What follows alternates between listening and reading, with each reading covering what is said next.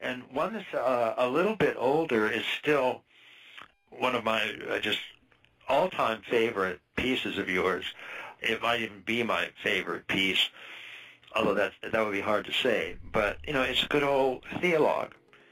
And the subtitle to theologue is The Union of Human and Divine Consciousness, Weaving the Fabric of Space and Time in which the Self and its surroundings are embedded. Exactly. That's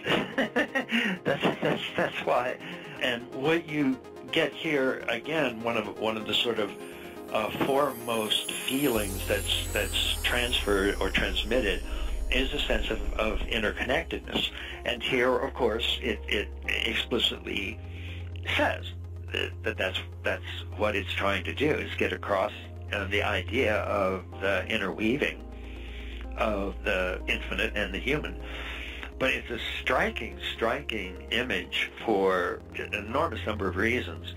And one is the human being itself is sitting in a lotus posture, a standard meditative pose, and the 7 chakras are illuminated and just really beautifully done. I mean, it's just a beautifully aesthetically drawn figure with 2 large auras around it.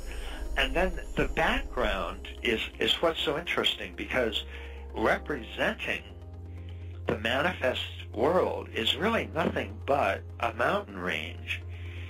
So we don't have, like in something like Gaia or Cosmic Christ or some of those, we don't have an enormous number of other things going on. There is literally just this individual in meditative pose sitting in a mountain range. And the other 2 striking elements is that all of it is set in a lattice work, a grid work, geometrically drawn with straight lines intersecting each other as they form this lattice of lines of light. And then the other item is flames. They're simply a field of flames going across approximately the lower third of the artwork. And it's such an interesting sensation that this tends to convey, because although all you have is this mountain range and grid of light and flames, you somehow get the sense that this really is all of manifestation, that somehow it's just embracing everything. And it really is the interweaving of not just surroundings as a mountain, but it's sort of all possible surroundings. And that it's sort of a secret photograph of what yourself is doing at all times, which is that even though it's a separate organism, it's interwoven directly with all manifestation. And it's so interwoven that you can almost see it as a lattice, as a grid work, that when you have a Satori experience and you feel not that I see the mountain, but that I am the mountain, that I am all things that are arising moment to moment, that sort of perceptual feeling, that underneath it is actually a grid of subtle energy or subtle light that is actually weaving you into this mountain and weaving you into everything that's arising. And that is the sort of body component of the mind component. But it has this extraordinary capacity to make all of these items feel as if they are one, as if they really are interwoven. And the flame is just this sort of this added item that is interwoven into manifestation. So even though this lattice work of lines is technically complex, I think it's just the geometric precision of it that makes it actually appear simple. So it's like a lot of mystical experiences, you're aware of a complex field, but you're also aware of a singularity, that you are one with that field. And that's, in a sense, what this whole theologue gives you, that sense through that lattice work grid, that you are interwoven with everything that's arising moment to moment. And the grid has several focal points. One is the far left of the painting, one's the far right of the painting, and one is the third eye, chakra of the human. And so somehow you've managed to make that work, to use those focal points. And I don't know if that, if you actually had to sit down and figure that out like you did Net of Being, or if it just sort of came to you that way, but it's really sort of striking, the effect it has. And then the flames spread across from the left to the right. When did this come to you? Was this a vision as well? Was this something you worked on for several months? What's the whole origin of this? Well, let's see. I think I painted it in 1986.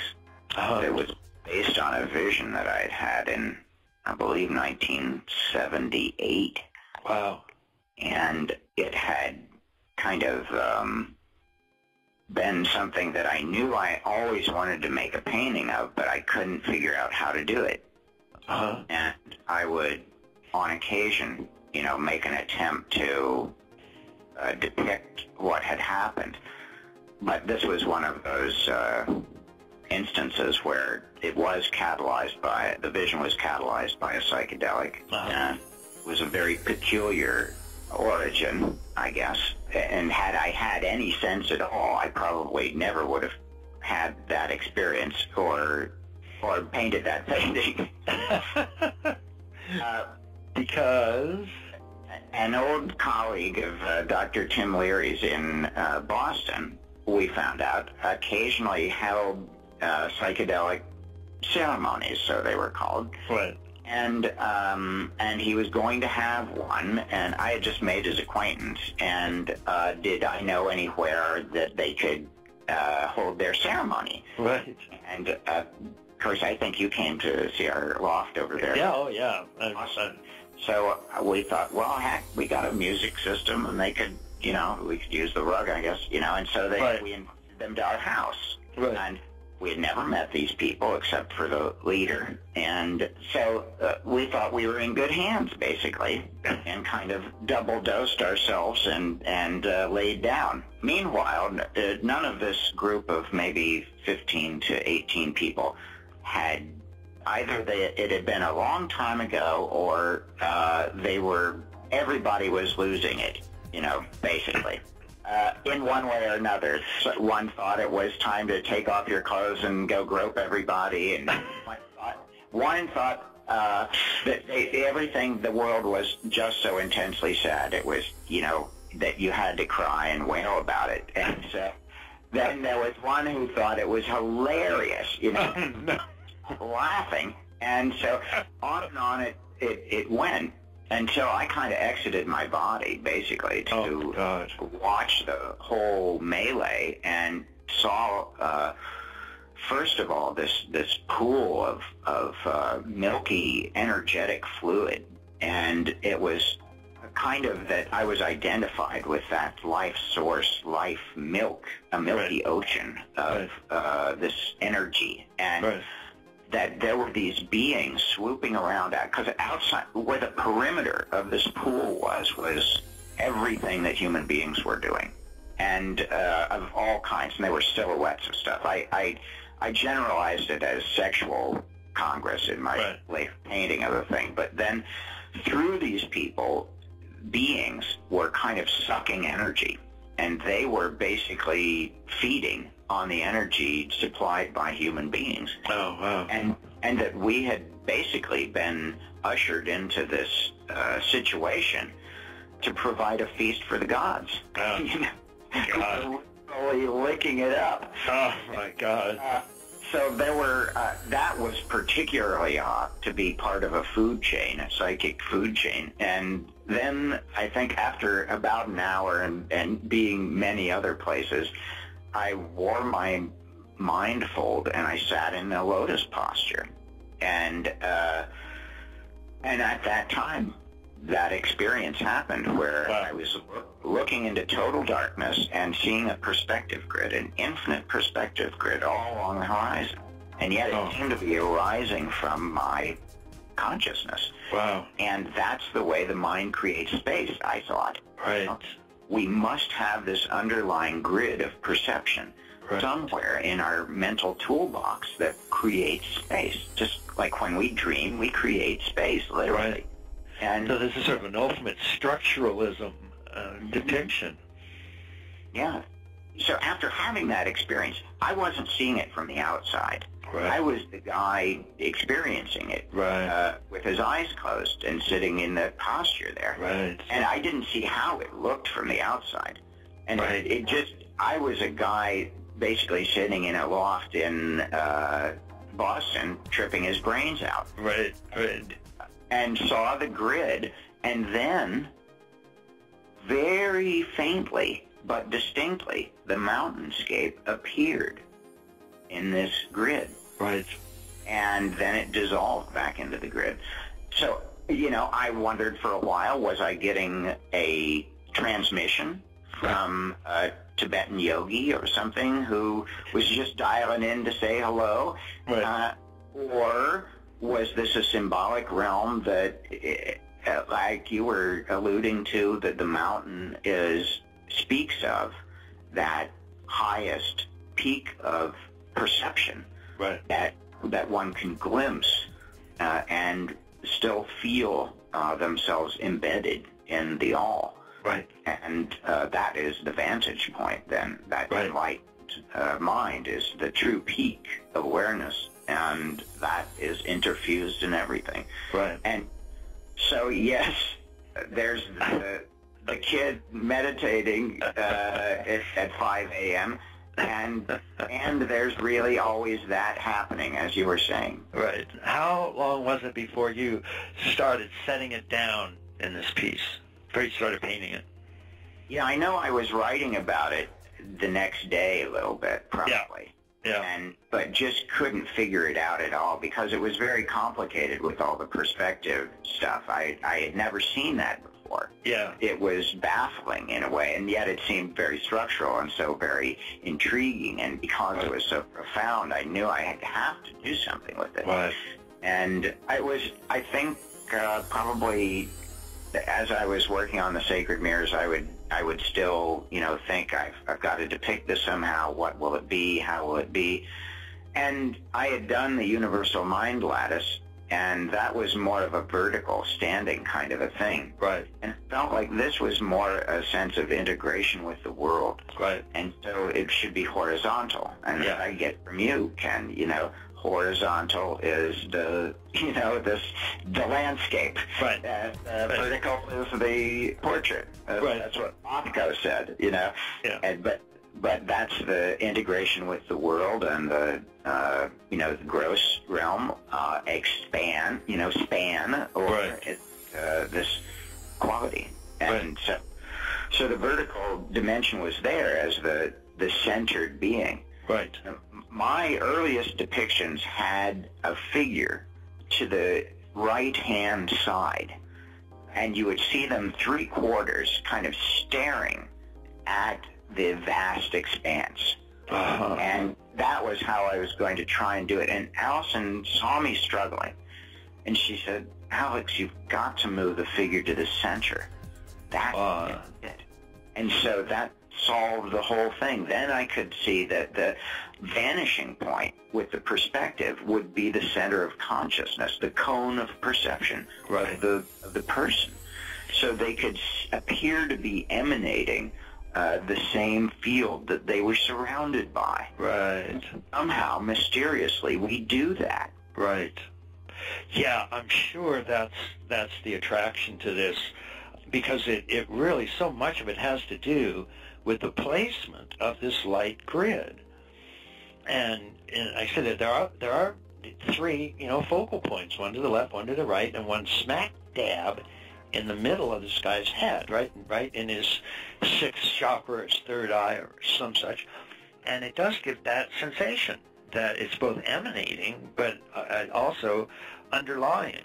and part of what it is that actually is weaving us together with everything that's arising. And this is sort of like, God's architectural plans that, nobody on earth actually sees, but this is the blueprint, for how it's all held together.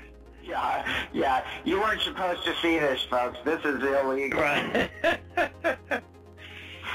Everybody wants to. Yeah. Yeah, exactly. That's my most popular painting.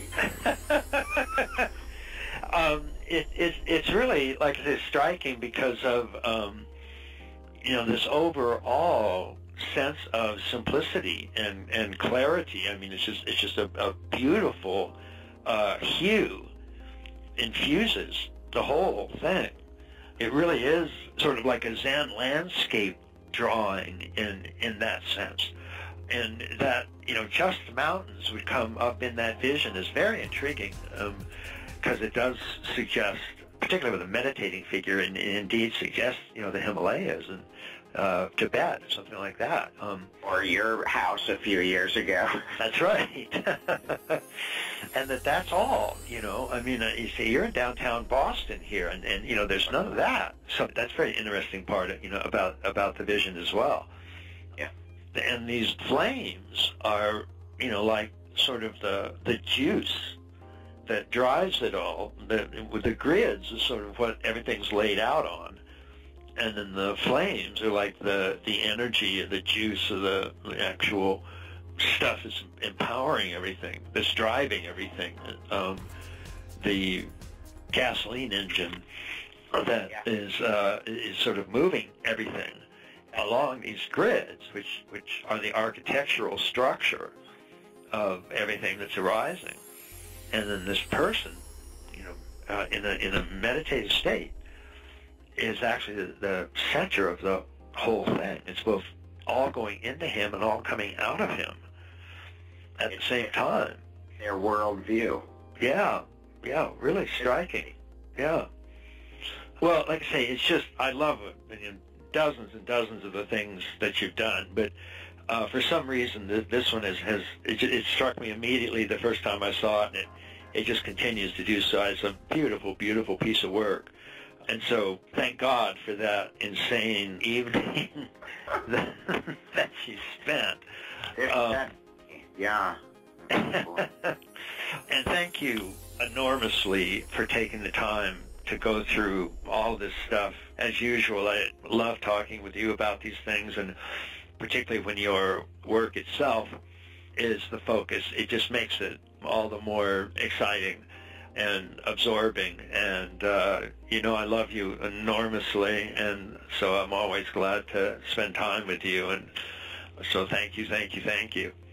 Ken, I feel the same and regard you as such a hero in my life, and I love what you shared with us the other night, that crew of us that listened to you talk about the theme of cosmic creativity. Right. I'll never forget it. It was an astonishing gift, and I feel privileged and honored to know you, and so graced to have spent a few hours to share the depths of my being with yours. And yeah. I always feel a complete brotherly resonance and admire you so much, and thank you. Absolutely. I've always loved the resonance that we have. So thank you, my friend. Hope to talk again soon.